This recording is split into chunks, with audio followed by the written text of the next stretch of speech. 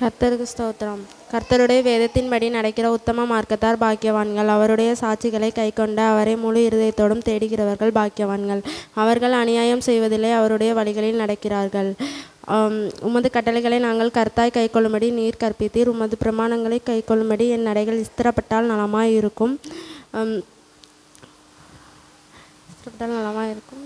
உமது கற்பனைகள் எல்லாம் கண்ணோக்கும் போது நான் வெட்கப்பட்டு போவதில்லை. உம்முடைய நீதி நியாயங்களை கற்றுக்கொள்ளும் போது செம்மையான இருதயத்தால் உம்மை துதிப்பேன்.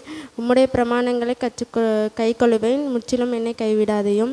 வாலிபன் தன் வழியை எதினால் சுத்தம் பண்ணுவான்? உமது வசனத்தின்படி தன்னை காத்து கொள்கிறதினால் தானே. என் முழு இருதயத்தோடும் உம்மை தேடுகிறேன். என்னை உமது கற்பனைகளை விட்டு வழித்தப்ப விடாதையும். நான் உமக்கு விரோதமாய் பாவம் செய்யாதபடிக்கு உமது வாக்கை என் இருதயத்தில் வைத்தேன்.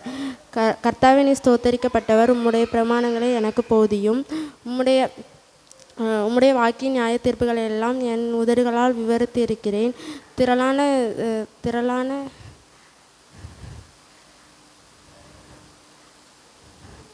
திரளான செல்வத்தின்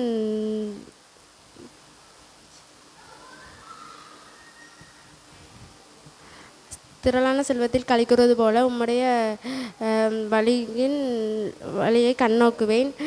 உமது கட்டளைகளை தியானித்து உமது வழிகளை கண்ணோக்குவேன். உமது பிரமாணங்களில் மனமகிழ்ச்சியாக இருந்து உமது வசனத்தை மறவேன். உமது அடியனுக்கு அனுகூலமாய் இருந்து உமது வசனத்தை கண்ணோக்குவேன்.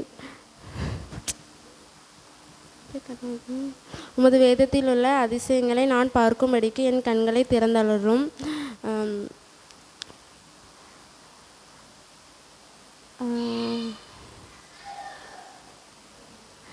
பூமியிலே நான் பாவி, என் உமது கற்பனைகளை கைவிடாதையும் மறவாதையும்.